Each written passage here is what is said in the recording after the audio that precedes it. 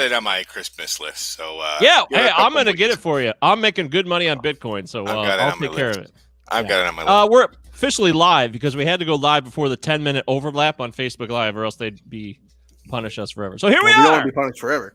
Hi. 3, all right. 2, 1. Welcome into the Cinema 9 podcast. My name is Michael Govier. We are here live for episode number 35. Eric Bransham, we made it 35 episodes.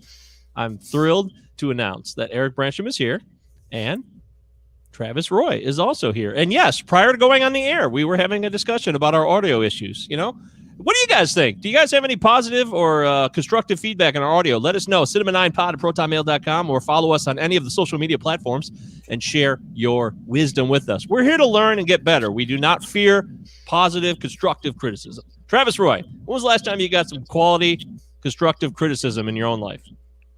Like in my life or in my work, because very different things, right?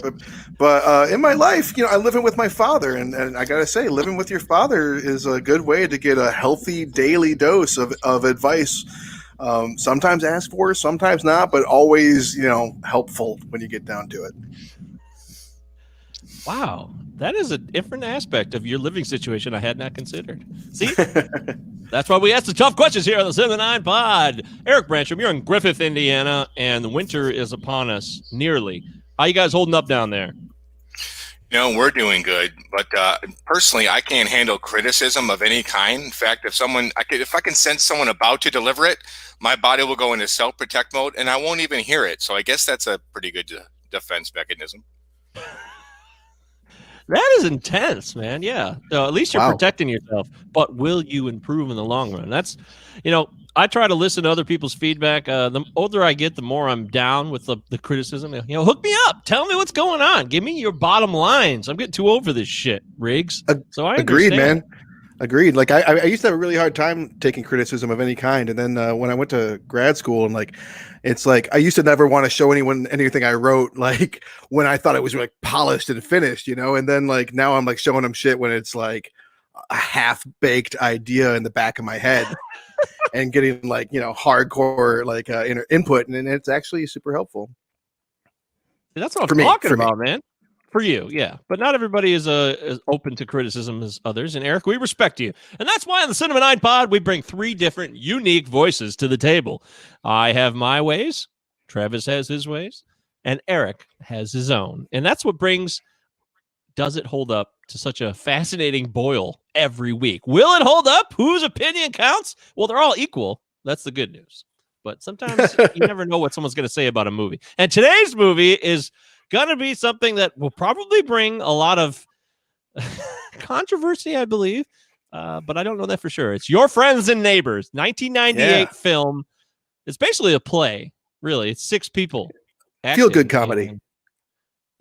Yeah, it is. That's the genre, right? Feel good movie of the year. Your Friends and Neighbors, the feel-good comedy of 1998. Same year that Happiness came out. Who should do a double feature with Happiness and Your Friends and Neighbors? That sounds like a lot of fun. Right, Eric? If by feel good you mean that there's a lot of sex in it, you're goddamn right. It is a very hypersexual film. But it has a lot to say about sex in ways that a lot of films from the 90s didn't. So we'll see what happens. That's right. So we're going to talk Your Friends and Neighbors, and we'll find out, does it hold up? We've started to dedicate a little more time to the movies on our show so that we can really flesh it out and get all of our opinions out. So we will do that shortly. But first, as always, we must do our quarantine viewing picks. What have you been watching? What do you have to offer? Is it something worthwhile? Can I find it on Netflix? All these things matter. Travis Roy, you always have just a decadent list of fascinating choices. What do you got this week? Well, I watched some movies. I watched Sid and Judy at your suggestion. Which, pretty heartbreaking look at the tragedy of Judy Garland's life. No spoilers, but that moment when she's talking to that guy, and it's on screen, it's on TV, and she's talking to the guy that named her in vaudeville. Her mother was like, just call her whatever you want, doesn't matter. And he's like, Judy Garland. And she's like, yep, yeah, here I am, a 40-year-old woman, and this is my life. And she's like, it's like, fuck. So that was intense, but good. Great access. That's why I liked it, because it gets the access, the notes, and all the the back and forth, you get like a real private. That's what to me makes a documentary good like that, because it's providing something that you wouldn't normally get to see. Yeah, it felt very fleshed out. I watched my first Christmas movie of the season, Die Hard 2, Die Harder. Followed it up with Christmas Chronicles 2, which I wasn't as enthusiastic about as Eric, but I do like this. What's his name? I already forgot this kid's name. Jillian. I can't think of his name. This kid, he plays like this disgruntled teenager in every movie. Rebel Wilson? No. The kid. Timothy Chalamet? Yeah. No, the kid Christopher looks and Plummer. acts exactly like Rebel Wilson, the Belsnickel. Yeah, I'm already forgetting his name. But I actually like him. I think he's doing pretty decent work. I'm a little worried about him being typecast, but I thought he was okay. I watched Spectre from 2015, which officially is the least good Bond film, I think, or at least the least good Daniel Craig Bond film. Which, shave 45 minutes off that thing, you got yourself a movie. But like, fuck, it was like just kept going. I watched a pretty decent new movie. Well, actually, it came out like in January, but Amazon Prime just picked it up and started playing it or showing it. If you like Paul Bettany, he stars in Alan Ball's newest directorial movie called Uncle Frank. An interesting look at a divergent lifestyle of the 1960s. I guess you could say. Wait. I think we're getting a heavy breath. I think it sounds coming. Awful. It's been distracting me the whole time. It sounds like the wind's blowing. I think Eric. I think it's coming from you. I know this is uncomfortable. Oh yeah, you're muted now. I don't hear it anymore. I've been hearing it the whole time. It's been very distracting. It's like it just might be my actual breath. I'm like 245 now, fattest I've ever been in my life. Maybe this is just how I sound. Wow. I don't know, man. Like we've done. This is our 35th episode. I've never heard like what sounds like it just sound. I mean, like it's 245. 245. It's loud. Okay. Just letting you know. Maybe you could adjust your mic piece from your nose or something. I don't know. It sounds like a nose breath, but just here to help.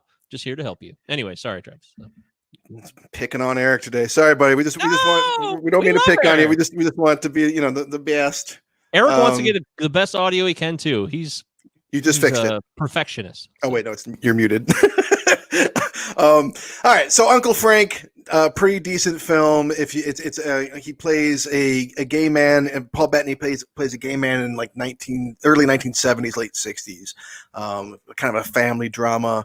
It's definitely worth checking out. And it's nice. It's an hour and a half drama, and it really moves along at a pretty decent clip, as opposed to like the bloat that I know Eric hates, and I do too. The movie, I think.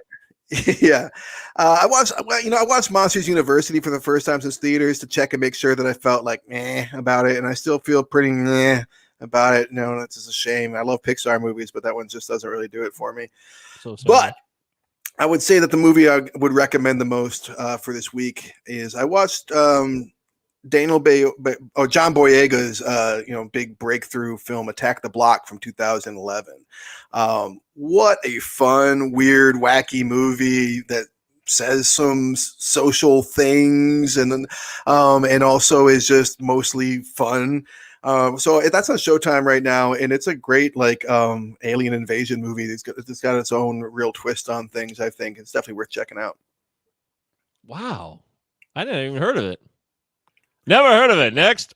that would be my buddy Dennis says that Monster University rocks. I will say to you that what's his name? Art, the guy the bendy limbs guy that's voiced by Charlie Day, right? Oh, is that Charlie his Day. name? Oh, that is his real name, right? I always get it mixed up. That is his real name, Charlie Day. Yeah, okay. Or his professional stage name.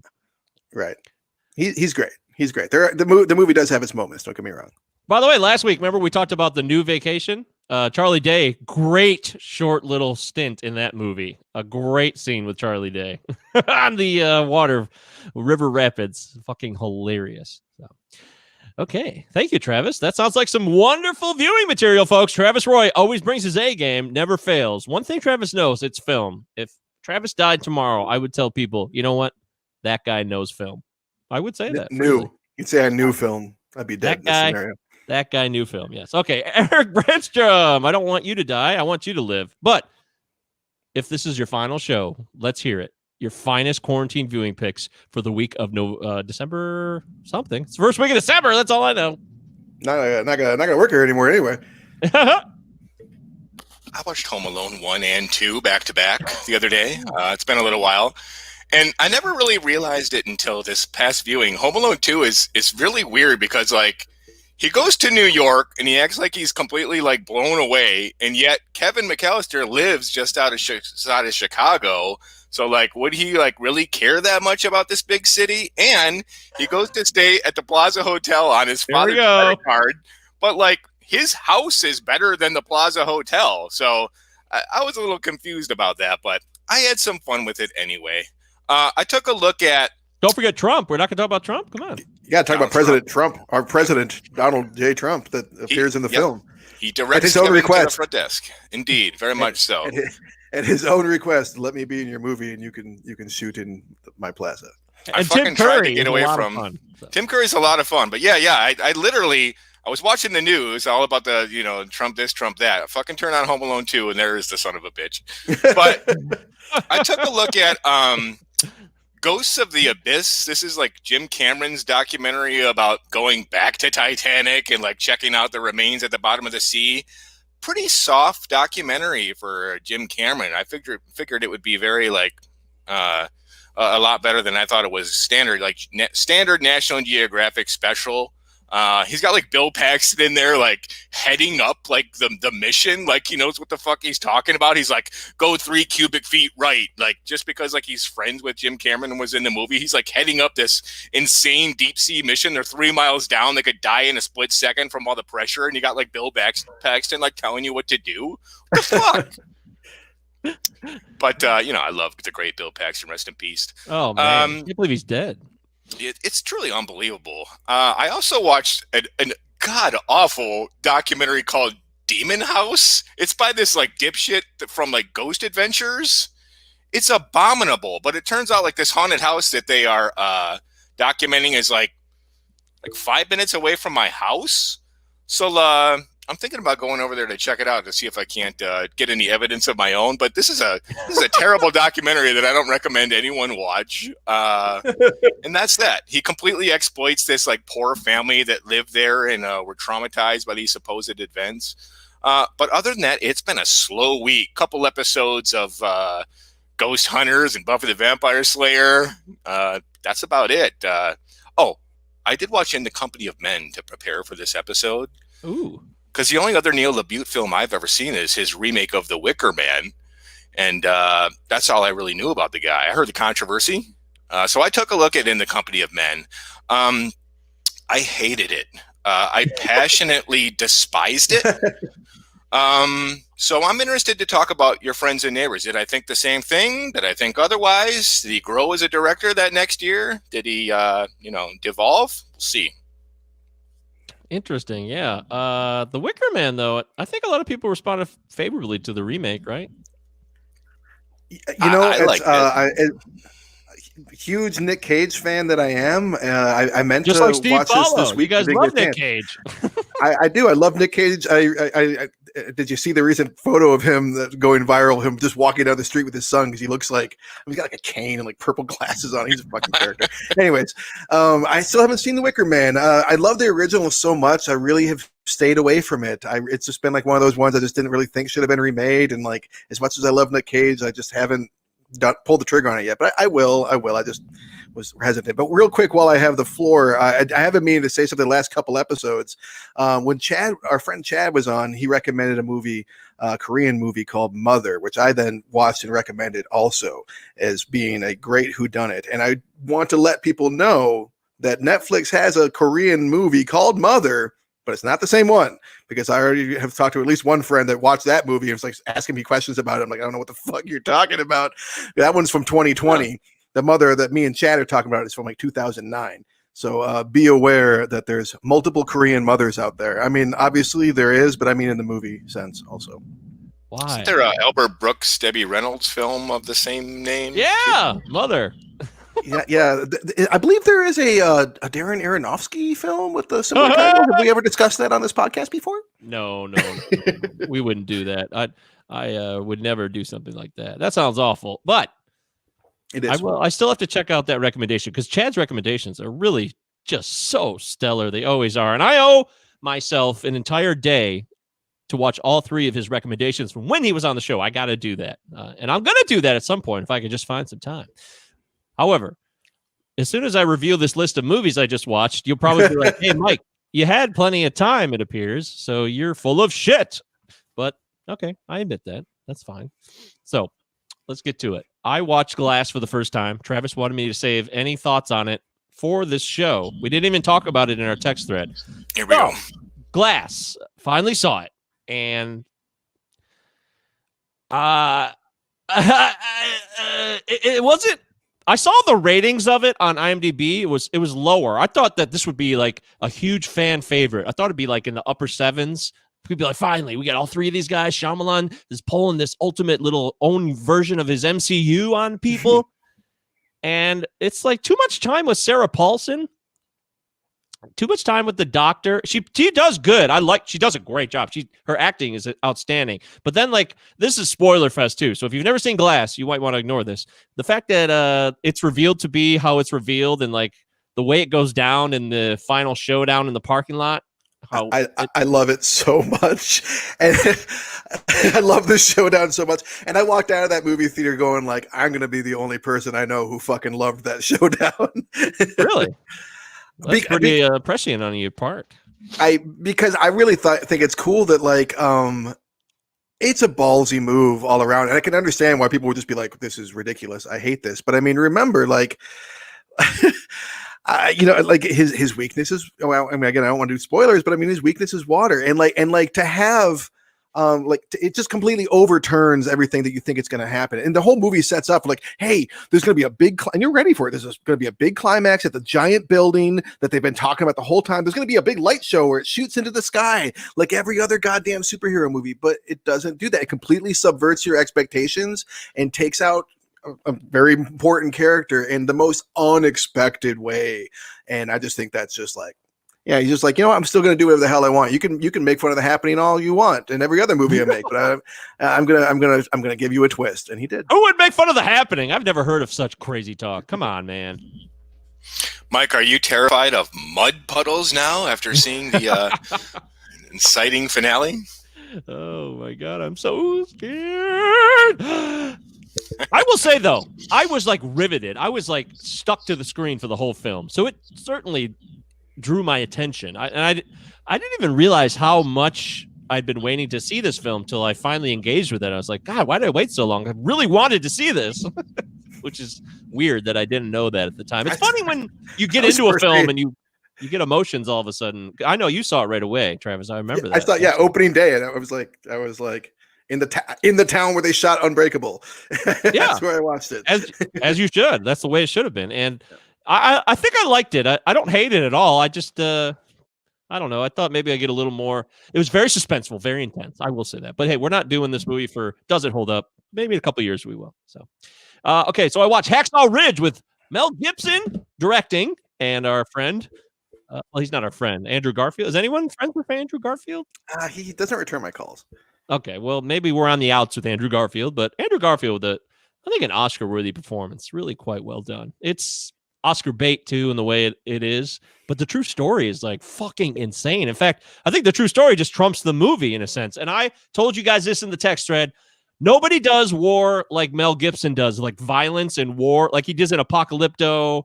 He started to kind of get his feet wet with the Braveheart violence and gore, but now on this film, he has mastered the absolute horror of war. And I salute him for doing that because I don't think war is not something that should be like, wow, yeah, we kill people, we won. It should be like, Jesus Christ. Like in this movie, the people are coming back from the first battle at Hacksaw. They're in tears and they're like, there's some guy's like, he can't even control himself. It's fucking intense. That's what PTSD does to people. So I think it's a great movie. I really do.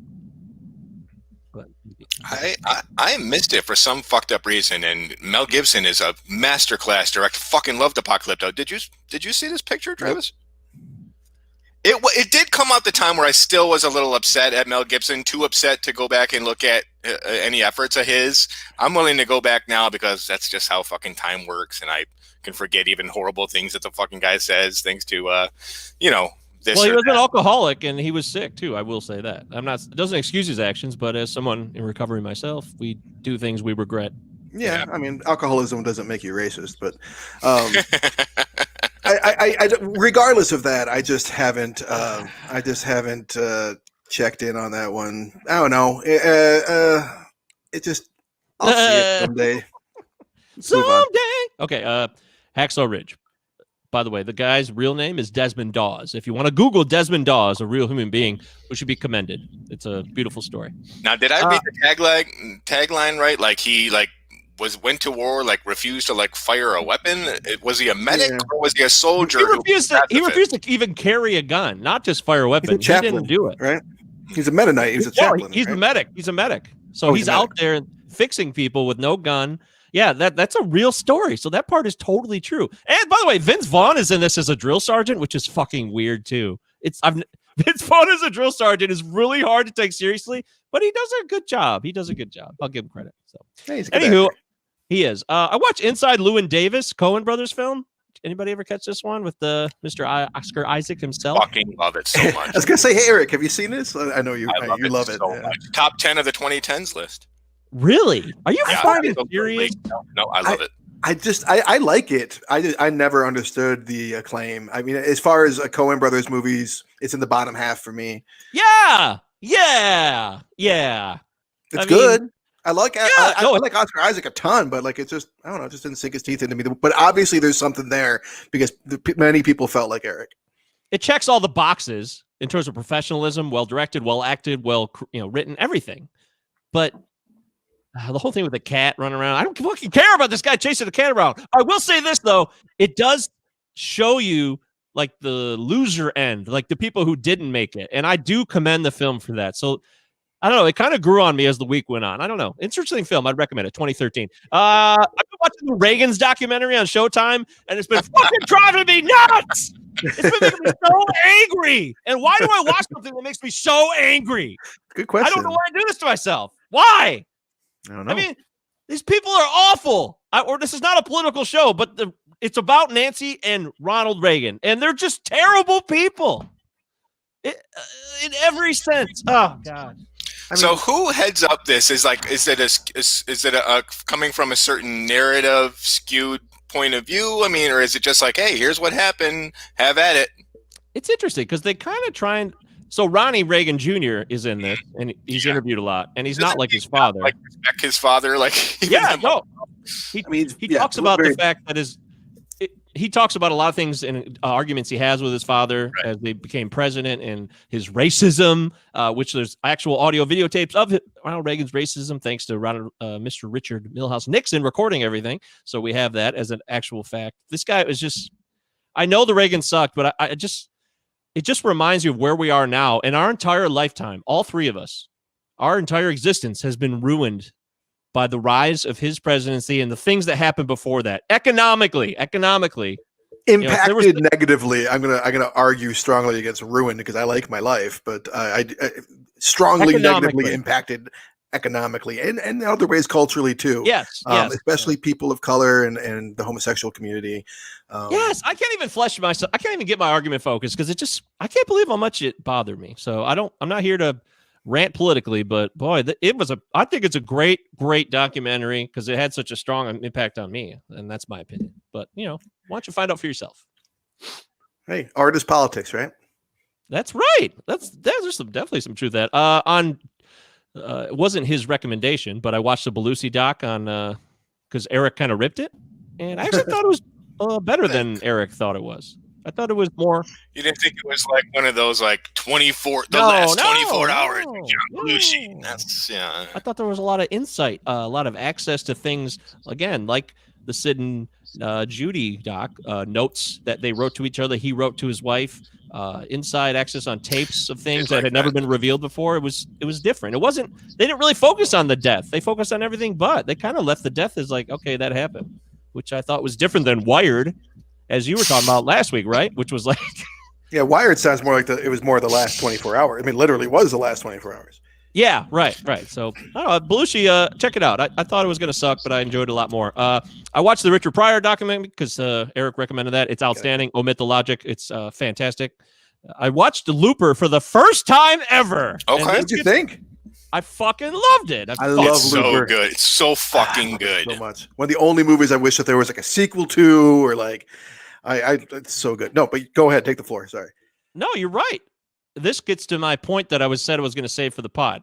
I'm pretty confident that Rian Johnson, did The Last Jedi, was in the Star Wars world, was going to do his own trilogy, right? When things were looking good. I'm sure that he connected with Jon Favreau and the powers that be in Disney and was talking about his Looper experience. And they probably loved Looper. That's why they allowed him to do The Last Jedi. It's just so many parallels to me with The Mandalorian and Looper, with this child with tremendous powers. And then you got a baby Yoda with these tremendous powers. I know that Yoda is a Yoda. He's lived forever, but he's young and he doesn't know how to control it necessarily. I just saw a lot of parallels, and I feel like it's just in a little bit of a sense, it's almost just like a takeoff of that directly. I know it's not about time travel and shit. I'm just talking about that one aspect. And it was to me. What's the samurai movie? What's it called? Like Lion and Cub or something like that. Wolf and Cub. I knew you'd know. Like, it's a classic film. I've never seen it, but I mean, like, right. it's a classic samurai movie that that Mandalorian gets compared to a lot. Because that plot, frankly, in Looper or in The Mandalorian, is pretty well played out in multiple places. I agree with that. I remember Mercury Rising with Bruce Willis, for instance. Miko Hughes. Oh, shit. Oh, Like, I mean, just off the top of my head, random movie, same plot. huh. Oh, another Bruce Willis movie, but still. That's why I brought it up. Okay, interesting. All right, I don't know. To me, I think it's an interesting little piece of information. But hey, anyways, Looper was great. I love Joseph Gordon-Levitt. Those who know me, I'm a huge Joseph Gordon-Levitt fan. I should have seen this. So It's just one of those like Glass. I just didn't get around to, and then 8 years went by. It's so dumb. Glad I finally saw it. I also watched Preachy's Honor, Jack Nicholson, John Huston film. never seen it. Okay. I had never seen it either, Travis, and I'm gonna strongly recommend this film. I like everyone in it. I don't know why I haven't. Yeah, Jack Nicholson playing the dumbest character of his career really well. And Kathleen Turner at her prime, the height of her powers, and Angelica Houston's like she won an Oscar for her efforts. So, plus a lot of great bit guys, like because it's a mob movie. There's a ton of great bit guys, older dudes, like a lot of them, a couple of them from Christmas Vacation. The old Clark's father, that guy, I can't remember his fucking name, and then the old guy whose hair catches on fire, Christmas Vacation. They're both in this, and I'd never seen them so like professional and real. It was a different take for me. So. I recommend it strongly. And that's pretty much it. I watched The Net. You guys remember The Net? Yeah, I've actually been thinking about that movie since we talked about Sandy Bullock last week. Yeah, that's what inspired me. Yeah. I was like, oh, shit. What else was that? And I remember The Net with Dennis Miller. And it's a stupid-ass movie. But it was when the internet was like a scary new thing. So, I mean. Yes. Yeah. Oh, God, it's great. It's so like the internet is this place that we just don't understand, but Sandra Bullock understands it all, and she's the keys to the castle. It's so stupid. It's so 90s, though. God, it's so 90s. It's fucking great if you like 90s shit, but otherwise don't bother. And then the last one, because I watched Killer Joe, and Eric also ripped on it. I watched August, Osage County. Oh, what'd you think? Me, I fucking loved it. I loved it too. Yeah, I didn't rip on it. Dude. I was just laughed at how just like funny it is to say, and like in general, like how strange it is. No, yeah. I enjoy it. Oh, okay. I thought you didn't. Like Meryl Streep is fucking insane in it, dude. She's so goddamn funny. And one of the best performances. Yeah, it's one of the best Julia Roberts performances too. I think she's fantastic in it. Yeah, she matches. They go head to head, and they're both equal to the task. You're right. You're right about that. But Meryl Streep, sometimes I think is overrated, but in this movie, she was not. She was damn good. It's fucking sad. You're right. It's sad, but I'm like a Tracy Letts fan now. I want more screenplays from Tracy Letts. I love them all. Complete the trilogy with Bug. You got to see Bug. All right. I'm probably not going to watch Hillbilly Elegy, but I am thinking that probably people that are interested in Hillbilly Elegy would probably get more out of August Osage County. Oh, that's my interesting. All right, good point. All right, Bug, I'll check that out. But yeah, August Osage County, killer cast too. They just keep showing up. You're like, oh, Chris Cooper, Benedict Cumberbatch. What? It's like, whoa, it just keeps coming at you. So check that out. All right, so that's our quarantine view picks for this week. Cinema 9 Podcast at protonmail.com. Cinema 9 Podcast on all of your treasured social media platforms. platforms. And of course, you can follow the show, Spotify, Apple Podcasts. Give us a 5-star rating. As always, if you feel like it, no big deal. Yeah, Duke Lion. Yeah. All right, so let's get into it. It's time. Does it hold up? It's our signature segment that people wait all week for. I mean, people are just dying for this every week, and it's here. Lots of people are talking about it. Yes, yeah, they are. 1998's Your Friends and Neighbors, directed by, as Eric said earlier, Neil LaBute, whatever you want to call it. This is a film that stars 6 people mainly. It's basically a cast of 6 people, right? And Mary, Barry, Sherry, Carrie, Terry, and Jerry. Right? Is that real? That's you got it. Literally the names of the characters, and they don't say who we do in Louis. They don't say the characters' names once during the movie. It's always just, oh, did you talk to? Oh yeah, I was talking to him. It's just like, oh, I was thinking about him too. It's just like they just cut each other off all the time whenever they're going to say someone's name. Oh, I never caught that part of it. You even notice that? Oh, yeah. No, not once is a name said out loud. So, bearing that in mind, I probably will be, and we probably all will be referring to these characters by the actors' names. So when I say that Ben Stiller is a bag of fucks, I don't actually think that Ben Stiller is a bag of fucks. But Jerry, the character that he plays in this movie, is absolutely one big greasy bag of fucks. And when I say I hope Jason Patric dies a horrible death one day, I don't mean respected, classically trained actor Jason Patric. I mean Carrie. Carrie, right. That's a good qualification for this episode. Very good. Good call. All right, so let's dive into it. This is a 1998 film that came out in 1998. We graduated high school, for those of you that don't know, in 1998, all 3 of us. So we're on the same track in life. Maybe not Barely. for all things. Yeah, maybe not for all things. I mean, Eric's a homeowner. Me and Travis still yet to experience that, just in case you wanted to know anything personal about us. But we will get there someday. I know we will. I want to rent a house. I don't know whether I want to own one or not. Dude, $300 plumber bill the other day. You don't want to be there. It's leaking right now. All right. So anyways, yeah. So we were both in the same world. 1998. Travis, did you catch this movie back then, or did this come upon you? Oh, you did? Yeah. Okay. Wow. Oh, yeah. Oh, shit. Yeah. I was a big fan of In the Company of Men when it came out. So I was eager for the follow-up.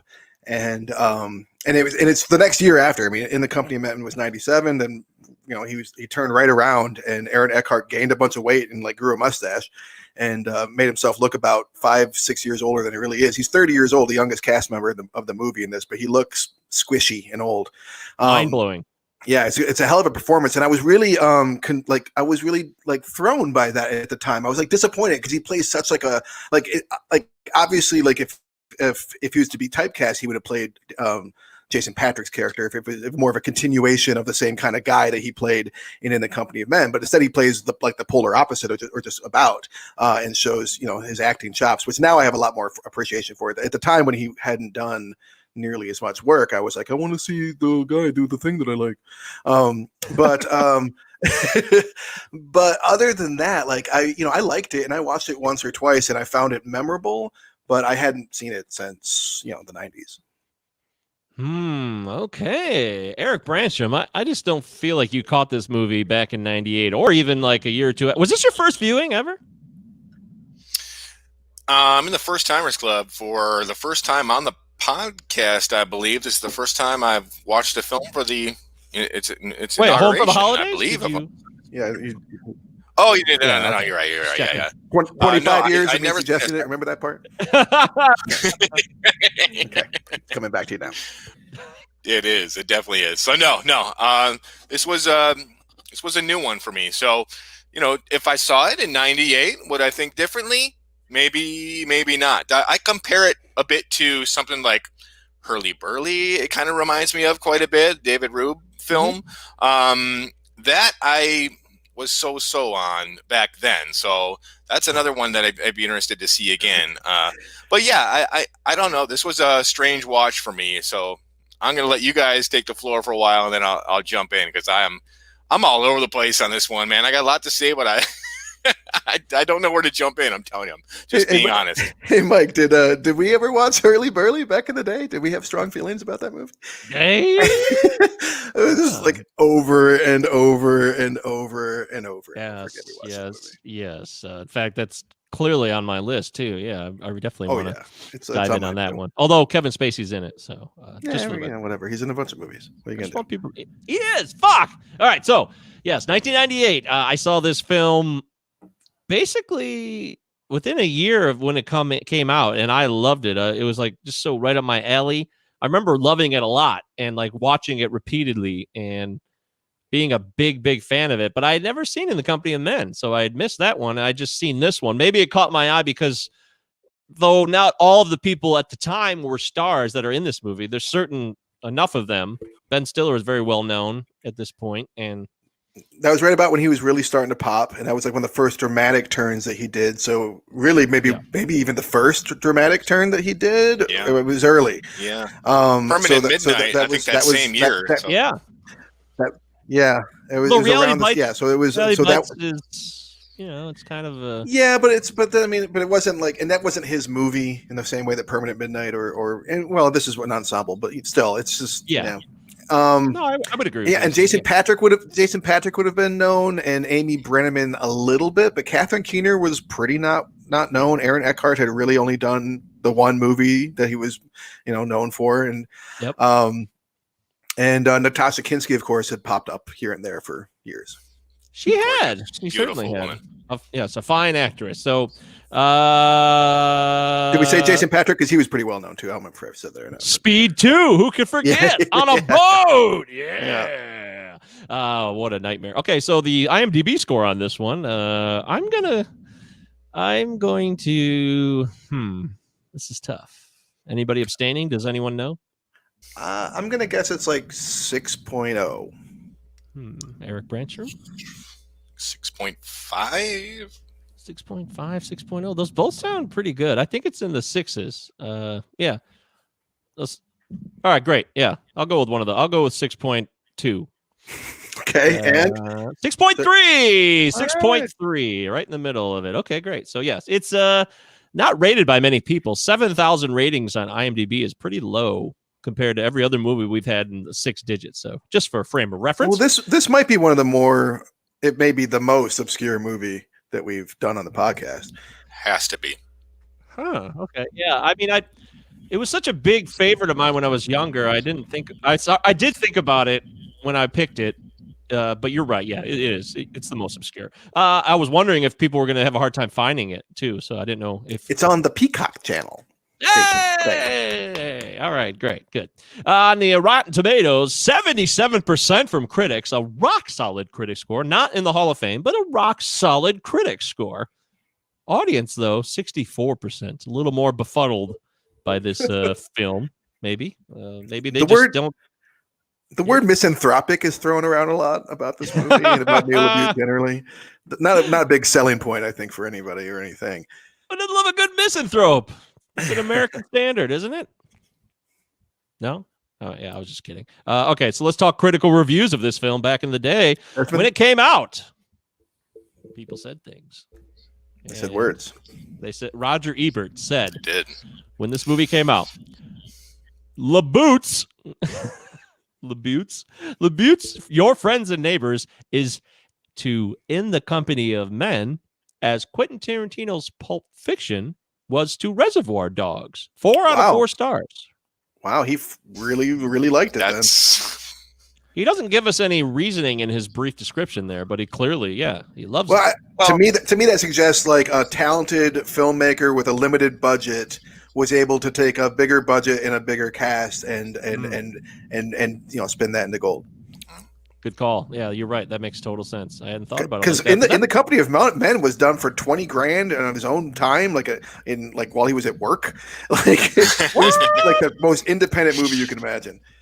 Oh, fuck me. Okay, that's cool. I didn't know that. How about this one from Mike Clark of USA Today? Stay away! Exclamation point. So he liked it, or I don't know. That's vague.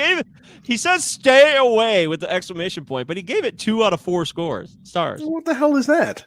Yeah. I mean, isn't that a blatant one? What the fuck, dude? Get your shit together. What would Carrie say about that? I don't know. The Christian Science Revenge in a Monitor. very Yeah. ugly way. David Sterrett of the Christian Science Monitor said, the mood is often more coarse, crude, and nasty than needed to make cautionary points, and also by that distancing effect, which diminishes whatever feelings of empathy or sympathy the story might otherwise inspire in its audience. I don't know. But everyone's so likable. What's he talking about? And then finally, no Destin Thompson again. We've been absent the last couple weeks on Destin, I miss but you, Destin, wherever you are. we love you, Destin! This is the official Destin Thompson fan club podcast. Peter Travers of Rolling Stone said, with LaBute, you get a filmmaker who cuts to the timeless heart of sexual warfare. Yeah. Okay. That's All to right. the heart. That's- Yeah. Sure. Yeah. It's true. So warfare is not a term I always, or I'm, not something I hear with sex very often, but hey, maybe we should be talking about sexual warfare. What the hell do I know? Anyways, so let's dive into the film a little bit more. Where do we go here? I mean, we got 6 characters, most pretty equal screen time for the most part, right? Maybe there's a little more of somebody. Yeah, I mean, it's a little. I'd say it's heaviest on Stiller and Brenneman, and lightest on Keener and Kinski, probably. Yeah. Oh, okay. Right, Well, with Eckhart and Daniel Craig, what the fuck that guy's name is? Jason Patrick's being kind of in the middle. That's my guess. So this is a film about sex and relationships, and supposedly all these people are okay. So Aaron Eckhart, because the character names are so dumb. Like Travis said, we're doing actor names. Eckhart and Brenneman are together. They're a couple, right? And they're having some issues where they don't kind of connect as like they hoped. And then Ben Stiller and Catherine Keener are together, and Ben Stiller talks too much. Catherine Keener wants total silence in the bed. No. Ben Stiller does not talk too much in this movie. Every single man talks too much in this movie. That's really what the movie's about. Men talk too much, and as a man, I can confirm. Wow, really? I hadn't thought of it like that. Interesting. Oh, like in absolutely. sex or just all day?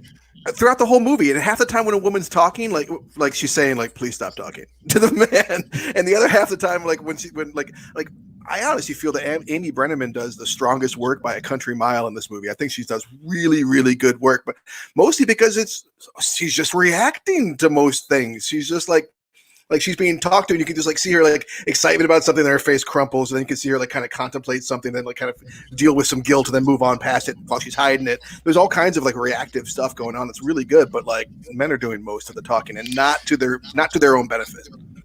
Do you think that that's the way it is because LaBute knows how to write the men, but not how to write the women, so he doesn't give them much to say, or is it because of the characters in general and what they are trying to do in the story?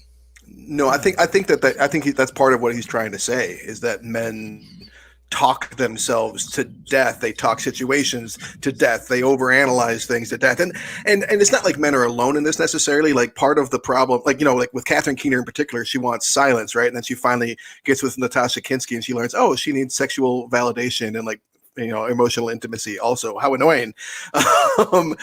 But still, like generally speaking, like it's the men that can't just like stop when the moment is good enough, and they just have to like keep on like unpacking things and like rationalizing things, and it's just in particular Ben Stiller. In particular Ben Stiller, absolutely. But all three of them.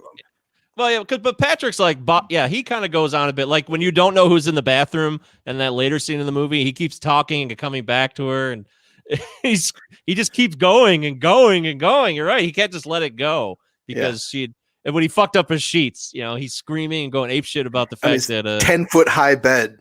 Yeah.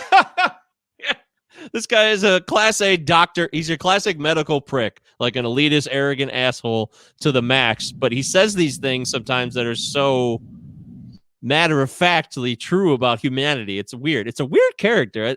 He's probably the interesting character of any of the 6 is Jason Patrick for me in this film, because he possesses so much rage and craziness and like absurdity where he doesn't give a fuck about what anyone thinks, but he also can like bring me back to a grounded point because he says things like when he confronts Catherine Keener in the bookstore, it's cruel and intense.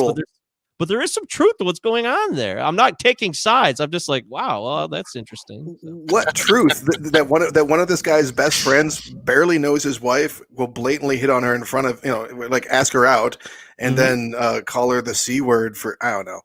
I don't know what kind of truth they're talking about there necessarily, but she's cold. She's cold. He says she's a cold woman, and he's not asking her out for a coffee because he wants to get to know his friend's wife better. No, she knows why he's asking. Conquest, yeah, right, conquest, right. Yeah, so she's honest about it. Yeah, but both can be true at the same time. So. One of my favorite lines in the movie is from Patrick. He says, like, I can't remember if somebody questions him on his callous behavior or not, but he says, if there ends up being a God or that whole eternity thing, we'll see. But until then, we're on my time. It's like, what kind of fucking guy says something like that with such a pronouncement? It's like, says everything about the character. He'll do anything an animal. Yeah, that was pretty great line and a pretty great moment. I personally find the most interesting characters to be Amy Brenneman's and Aaron Eckhart's characters myself. Amy Brenneman's because it's interesting to watch her and her struggle to figure out what it is that she wants. She just has this emptiness. I just want to be held. No, you don't, because like you're given every option and like you don't want whatever it is in front of you. You're just unhappy. And then Aaron Eckhart interests me because like out of all of these characters, he is the one that's like, he's the most oblivious and he's probably the best of them. And also like, I don't know, like it's interesting watching like the one guy who doesn't have, like everybody else has like this whole angle, right? And they're like, and then there's this one dude that's kind of bumbling along that's just kind of like clearly outmatched by everybody else in the movie, and he's just like this, and so like it's actually, I find him really interesting because like it's kind of tragic that it ends with him unable to get himself off. Is it me? Yes, it's you. They all ask, is it me? Yes, it's all of you.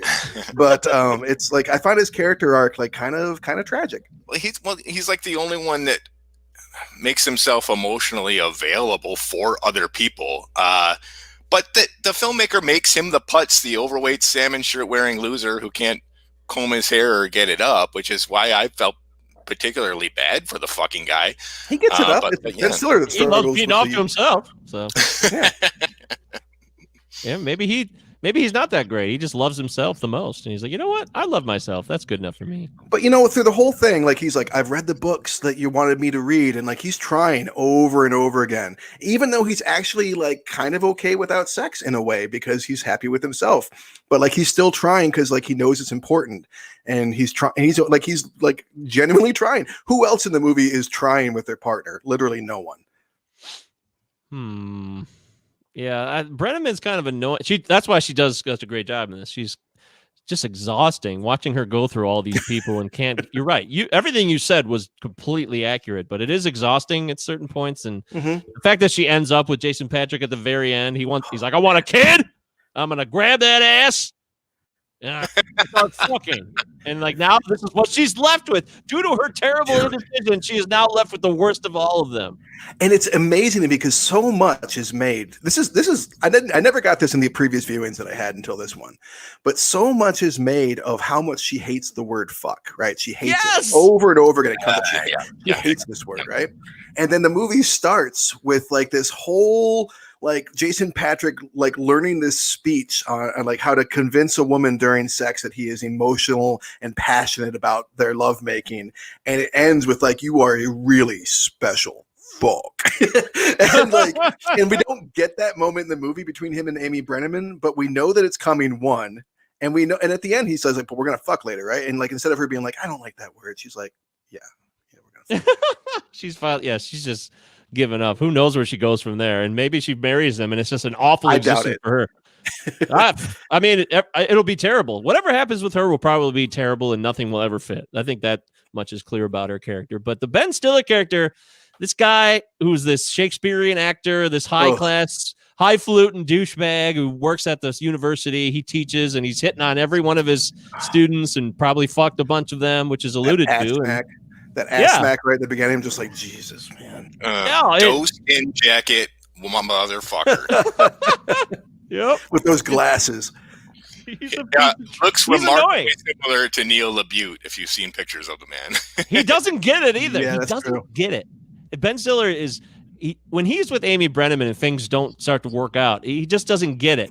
It seems to make more sense to him that he doesn't get Catherine Keener, but with Brenneman, he keeps pushing like, well, what about wait, and she's like, no, you're awful, you're awful. Right. It just keeps going and going, and Stiller is just presses and presses and presses. It's awful. I mean, he might actually be the worst now that I'm starting to think about it. And like just zero accountability because he literally sits down next to this woman on her couch while her husband's in the next room with his wife and says, "Hey, I want to fuck you," basically. Yes. And then like once it all comes down apart, you're like, "Oh, I feel so bad. I feel really bad." When Aaron Eckhart finally confronts him, not that he will return the calls himself and be a man about it, but like that, he forces Eckhart to chase him down and ask him about it. About him. I feel bad. I feel bad. And then he's like, oh, and then he says, I never should have let it, I never should have let that happen. I never should have let it get to that or whatever. Just like, no, dude, you made this happen. So that whole exchange to me prompts the question, who's worse? Is he worse than Patrick because he genuinely, or maybe not so genuinely, feels bad and says sorry? Or is Patrick worse? I mean, I have an opinion, but I'm curious what you guys think. That's tough. I kind of think that Stiller is worse because he tries to be something else at times, and he covers his mask. He masks himself up at times to try to appear as something else. Hey, I'm a functioning, active member with this Catherine Keener relationship. I don't think they're married, right? I think they are together, but they're not married. Whatever. But they live together, and he's trying to do this thing, but it's not real. It's not real. And even if he thinks it's real, it's bullshit. Jason Patrick is who he is. I think he's actually a little more honest in what he does. Even if you don't like it, it's like, oh God, it's kind of like tough to watch at times what Patrick says and where he goes with things. And he is a cruel man, and he wants what he wants. As Eric said, he's on his time. So I think that actually makes Patrick a little more tolerable than the Stiller character. I mean, if you've seen the film, I think a better question is Jason Patrick worse than fucking Ted Bundy? I mean, he brutalizes a kid and then lives the rest of his life trying to chase the dragon when it comes to the gang rape. Whereas Ben Stiller's character, he does sit there and the right answer, try. I mean, Ben Stiller's character does sit there with Amy Brenneman and tries to see if she's receptive by this possibility, which, let's face it, happens in the real world. And that's what Neil LaBute is trying to point the camera at. And for Amy Brenneman to say, fuck you, I'm not going to be unfaithful to my husband, and instead take him up on this. I can't say it makes them both like bad characters. It doesn't make her worse than Ben Stiller or for me, just because she's more receptive than being unfaithful. So, but he also sends him to the same hotel that Stiller and Brenneman were at after the fact to spite her. So spiteful, so petty. Ben Stiller's character absolutely sucks. But as Eric says, like, Jason Patrick is a rapist, and he's not just a rapist. Like the way he tells that story, do you really think that man is the only person that character ever raped? No way. Like that man, like Jason Patrick, not only loved raping this young boy when he was a kid, he turned it in his brain into a beautiful experience and convinced himself that it's the only thing more disturbing and shocking than what he's saying about raping someone is that he twists it into that he believes that that his victim loved it. It's one of the most horrifying speeches I think I've ever seen on film. And he sells the shit out of it. He's so fucking good in the movie. Yeah. As despicable as he is. I mean, I fucking hate him, and I don't believe in karma personally, but if anyone deserves it, it's this motherfucking prick. But there's no comeuppance, and I think that's intentional for many different reasons. Oh, yeah. But Jesus Christ, what a role! I think he got nominated for like the Saturn and some of the independent stuff. But how do you act that? How do you read the script and not say this is going to fucking damage my career? Play some rape loving asshole? Well, he didn't just do it with reluctancy. You're right. He went all in. This is the Cinema Night Podcast. We're talking about Your Friends and Neighbors, a 1998 film by Neil LaBute, and it has 6 different characters in it. It's basically a stage play. Sexy Hexy. In a film, in a sense. And sexy, yes, the sexy Hexy. It's a rape, yes. He rapes a kid who's in high school with multiple other people, and he says it's a passionate fuck, which is it's Not hard to true. Disturbing? Very hard. much so, Michael. It, I mean, Yeah, I don't know where you're going with this, bud. well, I didn't finish. I'm just saying it's hard to. It's hard to know. Let him finish. Awful. Let him finish. It's hard to know, like, because the follow-up is Ben Stiller being pushed into give his opinion on what was the best lay of his life, and then he ends up saying Aaron Eckhart's wife, Amy Brenneman, and he storms out the door, and then Jason Patrick goes, "Well, that beats my story," and that No, it doesn't. That's what I'm saying. That really tells you everything about Jason Patrick's character, not Jason Patrick the actor. Jason Patrick, Right. fucking Carrie. terrifyingly awful. Yes, you're right. The rationalization, and then I hadn't actually thought about, hey, how many more people this guy raped? I hadn't thought about it. I really hadn't. Do you think he's telling the truth? That's what I wonder, though. That's the thing. I don't see, Travis. This is where I differ. I thought that he was just fucking around when the first time I saw this film. I thought he was fucking around. And I was younger too. And I'm like, this is so absurd. He's just fucking taking this thing way out to the fucking extreme edge of the earth. And But There's that now- doubt in my mind the character's telling the truth. if you No, think you're about it, clearly made up it's your mind. actually LeBute that's taken this to the far side of the earth. He's challenging us with this little speech of his by Jason Patrick. Probably not even for us to wonder what the characters will think about it or how he feels about himself, but how we feel as the viewer watching it, because this is a daring, challenging filmmaker who's pushing buttons that people in the 90s just weren't. I mean, it was but after Woody Allen was doing his thing. I had considered that maybe he was the kid who got raped, though, because people change so much from high school to who they become when they're older. And I actually consider that notion like, wow, what if it was him and he's retelling this tale from this sick, twisted fantasy? Because this guy's a mess. I mean, we have no idea what's going on in this guy's head. We may think we have him pegged, but we really don't. And I think that's part of what the director's doing as well, Eric. I do. I mean, we know that he's really concerned about 380 thread count. Mm-hmm. That much we do know. Yes, We know that. that's a big issue for him. Yeah.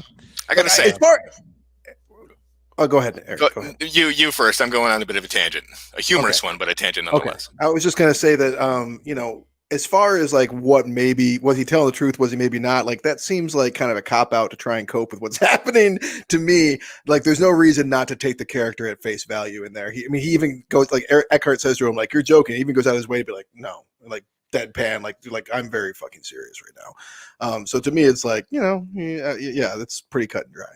But he would do that too. It's like, I don't know. That's why this is fun. We take a look at this from different views, and you never fucking know unless we go inside Neil LaBute's fucking head and be like, dude, tell us the fucking truth right now. What is the real story here? And we don't. It's a weird dynamic. Who the fuck would hang out with Jason Patrick? They don't seem like they grow up together because they don't know this story, or else he'd be like, hey, remember Timmy Johnson? I fucked him. Oh, are they college buddies? Yeah, they're like college. it didn't really make sense because they're so unlike him, and like he treats them like shit, makes fun of their lives constantly. Like Ben Stiller's the hang around, isn't he? Like Ben, it looks like Eckhart's the linchpin, like of the three of them. It seems like that's how I took it, but whatever. Yeah. At least two of them are college buddies, and then because he's always like, oh, this fucking guy, because there's a big always a tense wall set up between Stiller and Patrick. But go ahead, Eric. You had a tangent you want to go on. Remember when I told you that story about I hung up all of my Halloween decorations, and then the sweet Christian family across the street was scared of them and had to close their blinds? Mm-hmm. Well, the first I was laughing to myself because I've got this giant screen, and like if you look in my window, it's all you can see. So for like the first like half hour, I'm imagining this family across the street seeing Jason Patrick jack off, Aaron Eckhart masturbating, Ben Stiller and Catherine Keener like going at it like animals. And, I'm expecting to go out there like the next day and have the guy be like, hey, listen, I'm going to need you to stop watching this horrible porn inside your house while we're across the street. But yeah, it's really sincere. And I can't think of a lot of like erotic comedies that go this far. I mean, it reminds me a lot of what Kevin Smith was doing to a more sophomoric point in the 90s, but this is American Pie. Yeah, maybe American Pie and a couple of things, but wait, this is way more heady than American Pie. Is this even a comedy? That's the thing. Would we label this a comedy? I wouldn't call it. Oh, it's a fucking black comedy for sure. I would, yeah. That's how I if you mean, asked me. maybe, okay. I'm gonna call it more of a drama myself, but I maybe because I didn't laugh much at it. But I didn't like Catherine Oh. Keener's character. I just kind of wanted to like. I hope she's a very sweet and nice woman, and because like I feel bad at this point of watching her just have to play the same fucking like horrible person over and over and over again. And in some ways, I don't know how horrible she is in this movie. Like in some, like she says, like I'm just telling you how I feel, and like how she feel, like it sucks. But like she like I think that some of the things that you were saying about Patrick, I would apply to her character, that she's just kind of being true to herself, even though it's like really harsh to others. I quoted her at one point. Right?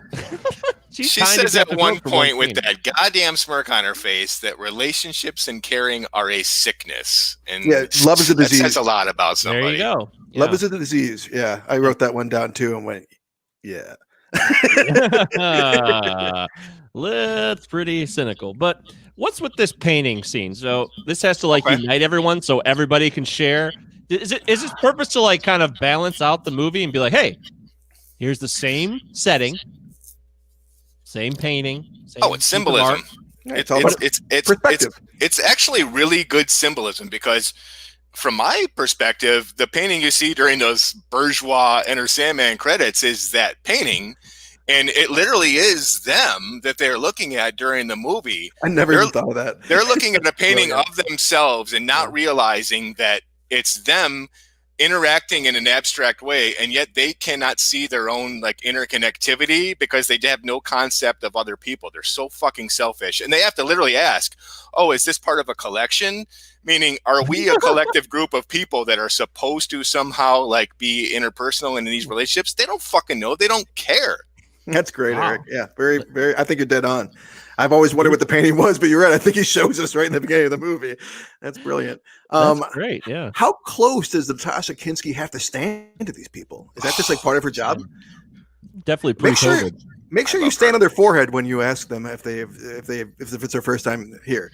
Just stand directly on their forehead. Where else can I see this beautiful woman and great actress, Natasha Kinski? I know the name, but like, what else is she in? The loins. She's not Natasha Henstridge. I know that. Yeah, you can see her. You can see her in her father's face in Nosferatu. I don't want to see Klaus Kinski, but I really like her. Yeah, she was in Terminal Velocity with Charlie Sheen. That was a classic. Oh, I like that movie. Or Paris, Texas with Harry DeanStanton. Okay. Yeah, I don't know. Was she in that?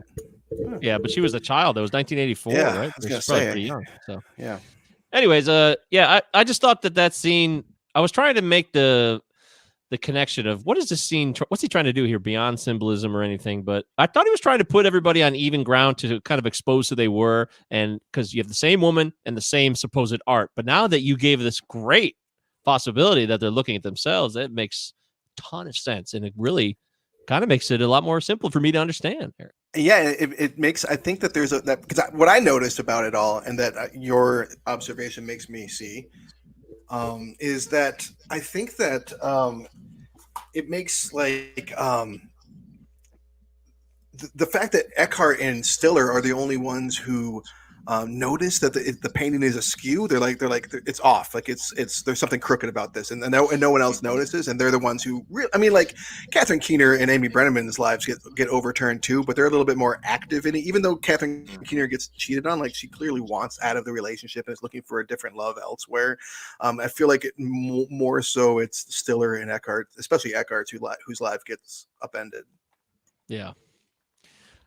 We're talking about Your Friends and Neighbors from 1998 here, as we're starting to get to the point of closure where we make a final determination of whether or not this film holds up. Anything else you guys want to talk about? Any pieces of notes? I mean, we've covered the characters. It's not a film that has a lot of different directions necessarily. Have you ever punted a fetus? Yeah, that's something I can't relate to. I think it is a black comedy, even though Travis didn't laugh much. It was I labeled a movie based on its intention. I think it was intended to be a black comedy, but it does get less funny as the years have gone on. I will say that it wasn't as funny as when I was 20 years old. It wasn't as funny then, now for me as it was back in the day. So, anything else? Anybody? Well, I mean, LeBute's an interesting filmmaker that doesn't get a lot of talk these days. He's still huge in the New York stage scene because I think that's what he turned to primarily. But back then, Great country.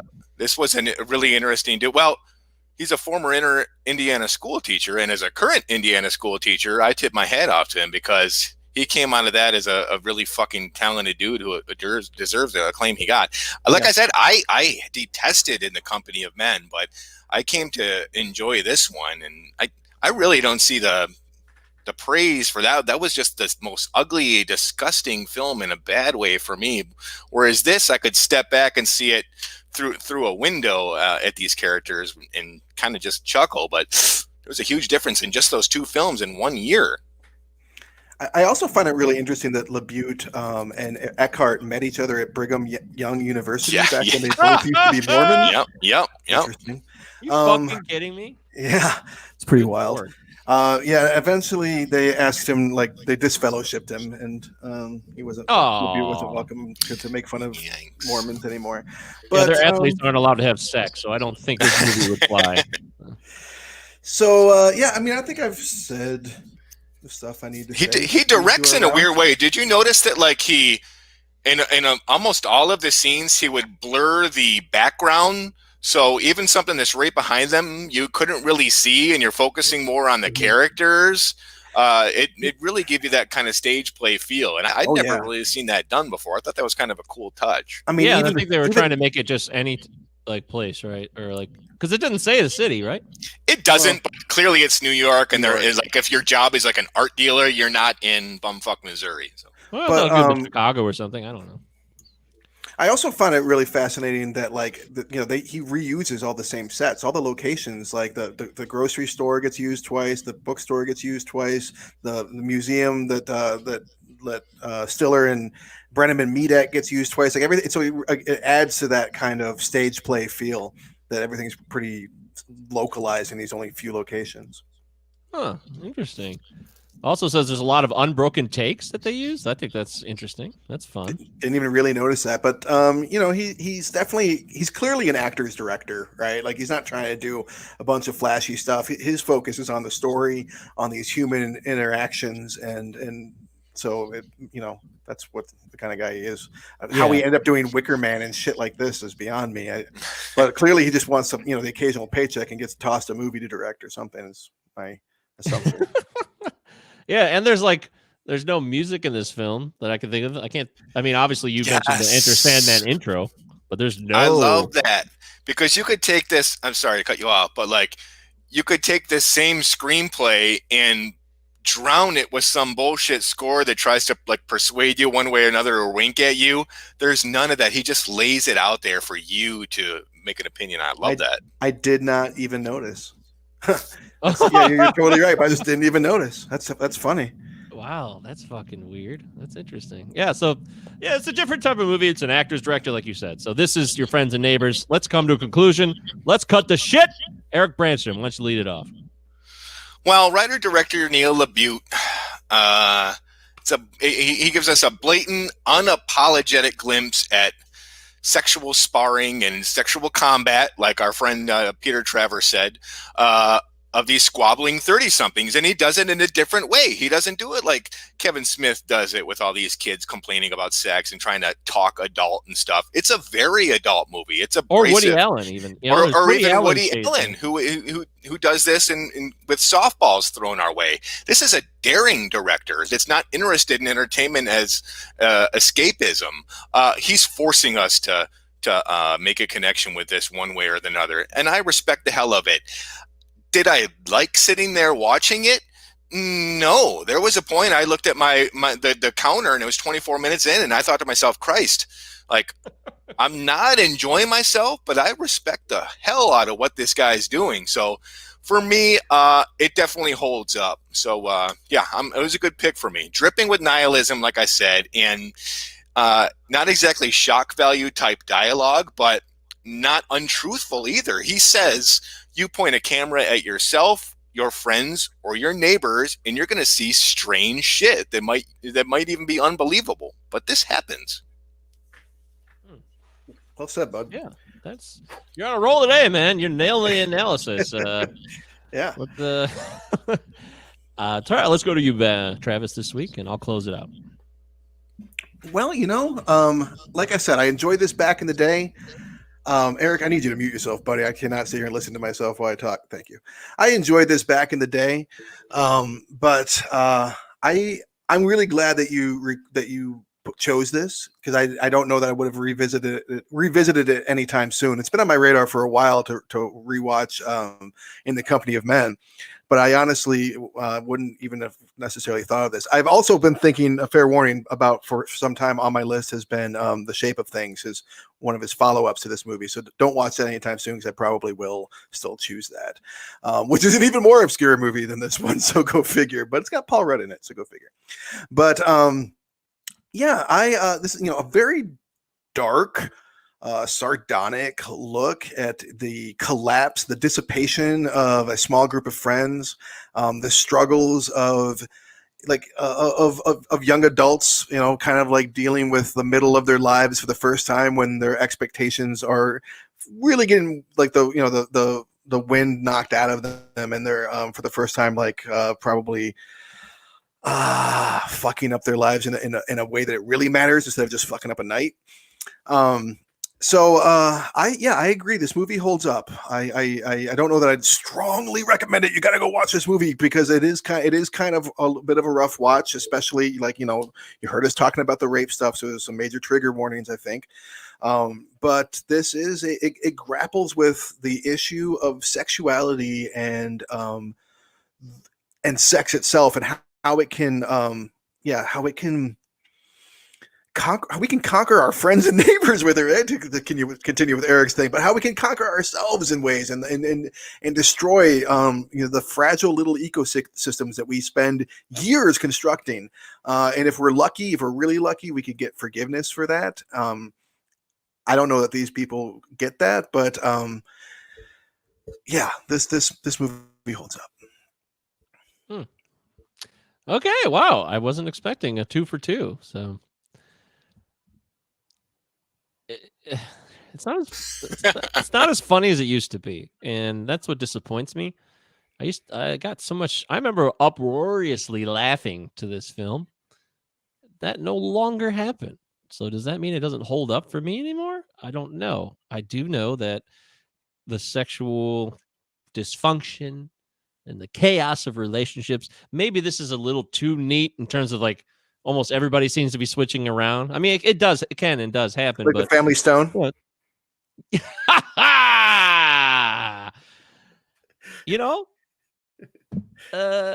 Family Stone, man. Shit. What can I say? That movie was weird, but who oh, now you just fucked me up. Okay. Sorry, I'm just a little joke. No, it's funny. It's funny. Who were the two characters who were the actor that was in both Home for the Holidays and Family Stone? There was Claire one actor Danes, right? Claire yes, Danes. that's right. Yeah. So Claire Danes was the connection in that. That was fun for me. But this is not the Family Stone. This is your friends and neighbors. I didn't know I was going to throw you such a curveball there. I'm sorry. The Family Stone had me thinking for a lot longer than I really should have thought about it, which is very strange. But we'll leave that there. It is the Christmas season, and technically, Family Stone is a Christmas movie, so check that out if you want. But there's chaos in so many circles of friendships and these new circles that develop when people get married. These marriage circles, I guess you'll even call them now, where people get together because they're married, really, and they hang out because they're twosomes.